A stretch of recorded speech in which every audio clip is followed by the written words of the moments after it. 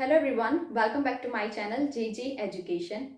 In my last video, we have seen which type of changes will be made in health sector and infrastructure sector in budget 2021.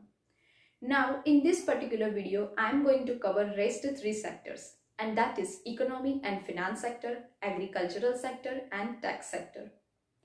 So first of all, let me begin with very first, and that is economy and finance sector. इस particular sector में हम सबसे पहले बात करते हैं increasing FDI in insurance sector के बारे में। एफडीआई का फुल फॉर्म क्या है? Foreign direct investment. Alright, it means अगर इंडिया की कंपनी में कोई बाहर की कंपनी इन्वेस्ट कर रही है देन उसको हम एफडीआई बोलते थे। सो पहले क्या था कि इंश्योरेंस कंपनी के पास 49% जितना एफडीआई अलाउ करने की परमिशन थी, जिसको अब बढ़ा के 74% कर दिया गया है।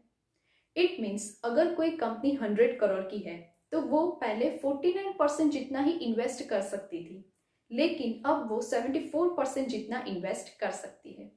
Alright, the next one is disinvestment and strategic cell. Disinvestment का मतलब क्या है? अगर कोई गवर्नमेंट कंपनी है जो अपने हिस्से के कुछ शेयर्स को प्राइवेट कंपनी को सेल कर रही है, देन उसके बिहाफ में प्राइवेट कंपनी गवर्नमेंट कंपनी को पैसे देगी, उसे हम डिसइन्वेस्टमेंट बोलते हैं। स्ट्रेटेजिक सेल का मतलब क्या है? स्ट्रेटेजिक सेल मीन्स अगर कोई गवर्नमेंट कंपनी ऐसी है जो मोर देन 50% जितने शेयर्स को प्राइवेट कंपनी को सेल कर रही है, देन उसे हम स्ट्रेटेजिक कंपनी कहते हैं। फॉर एग्जाम्पल कि कोई एक गवर्नमेंट कंपनी है जिसके 100% शेयर्स गवर्नमेंट के हैं, वो अपने हिस्से से 60% जितने शेयर्स प्राइवेट कंपनी को सेल कर रही है। इससे क्या होगा कि प्राइवेट कंपनी के पास ऑनरशिप आ जाएगी। अब से वो गवर्नमेंट फर्म प्राइवेट कंपनी के थ्रू ही चलेगी, क्योंकि गवर्नमेंट कंपनी के 100% शेयर्स में से प्राइवेट कंपनी के पास 60% है एंड गवर्नमेंट कंपनी के पास रेस्ट 40% जितने शेयर है। ऑनरशिप उसके हाथ में ही जाती है जिनके पास ज्यादा शेयर्स के हिस्से है। Right, so this is known as a strategic sale. Budget 2021 में ऐसा बोला गया है कि 2 public sector bank and 1 general insurance company का डिसइन्वेस्टमेंट होने वाला है in 2021 and strategic sale of BPCL, IDBI bank and Air India will be completed in 2021। Next है हमारा एलआईसी आईपीओ। बहुत सारे टाइम से ऐसा बोला गया था कि IPO LIC will going to launch its IPO. IPO का मतलब क्या है? Initial public offering. जब भी कोई कंपनी for the very first time अपने शेयर्स को बेचने के लिए मार्केट में रखती है, देन उसे हम आईपीओ कहते हैं।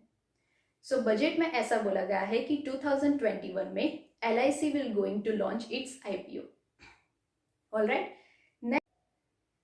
अब हम बात करते हैं बैंक अकाउंट इंश्योरेंस कवर के बारे में। अब तक कोई भी पर्सन बैंक में पैसे जमा करता था तो उनको 1 लाख जितना कवर मिलता था। यानी कि अगर कोई भी बैंक फ्रॉड में चली गई तो उस टाइम पे वो पर्सन के अगर 2 लाख जितनी अमाउंट जमा है तो उनको 1 लाख जितनी अमाउंट ही वापस मिलती थी। राइट, लेकिन पहले कुछ दिनों में ऐसा बहुत ही सुनने में आया है कि बैंक्स फ्रॉड में जा रही है। उसकी वजह से एज पर द पब्लिक डिमांड गवर्नमेंट ने कवर की अमाउंट जो है वो बढ़ाकर 5 लाख कर दी है। यानी कि अब से अगर कोई भी बैंक फ्रॉड में चली गई है एंड पर्सन के 6 लाख जितने पैसे उस बैंक में जमा है, देन उस टाइम पे उनको 5 लाख जितनी अमाउंट वापस मिल जाएगी। ऑलराइट, नेक्स्ट बात करते हैं हम कंपनीज के बारे में। इंडियन कंपनीज एक्ट 2013 में स्मॉल कंपनीज की डेफिनेशन को चेंज कर दिया जाएगा। यानी कि अब से अगर कोई कंपनी ऐसी है जिनका पेड अप कैपिटल 2 करोड़ है and turnover up to 20 crore है, देन उनको स्मॉल कंपनी के तहत कंसिडर किया जाएगा। इससे भारत की 2 लाख जितनी कंपनीज ऐसी है जिनको फायदा होने वाला है। रीजन बिहाइंड, कोई भी कंपनी अगर स्मॉल कंपनी के तहत कंसिडर होती है देन उनको कम से कम रूल्स एंड रेगुलेशंस को फॉलो करना पड़ता है। Right, and the last one is startup and innovation. इस बार स्टार्टअप एंड इनोवेशन के लिए सरकार बहुत सारे इंसेंटिव्स लेके आने वाली है एंड 1 पर्सन कंपनी के कंसेप्ट को भी शुरू किया जाएगा। यानी कि अब से कोई भी पर्सन अपने खुद के नाम से ही कंपनी को स्टार्टअप कर सकता है एंड ये जो 1 पर्सन कंपनी का कंसेप्ट है वो एनआरआई के लिए भी एप्लीकेबल है। यानी कि अगर कोई पर्सन ऐसा है जो अमेरिका में रह रहा है लेकिन वो अपने खुद के नाम से इंडिया में कंपनी को स्टार्टअप करना चाहता है, then he or she can do it. Alright? So this is all about which type of changes will be made in economy and finance sector in budget 2021. अब हम बात करते हैं एग्रीकल्चरल सेक्टर के बारे में। ये बजट में एग्रीकल्चरल सेक्टर की क्रेडिट को 16.5 लाख करोड़ तक पहुंचाने का सरकार का टारगेट है, जिसमें ज्यादा से ज्यादा focus animal husbandry, dairy and fisheries sector में होगा। इन शॉर्ट, जितने भी सेक्टर खेती के अलाइन है उसमें होगा। Alright, then operations greenery scheme को, जो कि 2 साल पहले अनाउंस की गई थी, उसमें पहले क्या था कि 3 क्रॉप्स को ही इन्वॉल्व किया गया था, ऑनियन, टोमेटोस एंड पोटैटोस, जिसमें 22 मोर पेरिशेबल क्रॉप्स को ऐड किया जाएगा। रूरल इंफ्रास्ट्रक्चर डेवलपमेंट के लिए पहले 30,000 करोड़ जितना फंड था, जिसको अब बढ़ा के 40,000 करोड़ कर दिया जाएगा।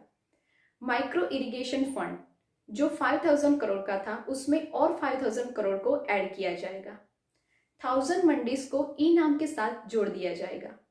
And last is agricultural infrastructure fund को एपीएमसी के लिए भी उपलब्ध किया जाएगा, ताकि वो लोग भी अपने इंफ्रास्ट्रक्चर फैसिलिटी को और बढ़ावा दे सके। ऑलराइट, नेक्स्ट हम बात करते हैं वर्कर्स के बारे में।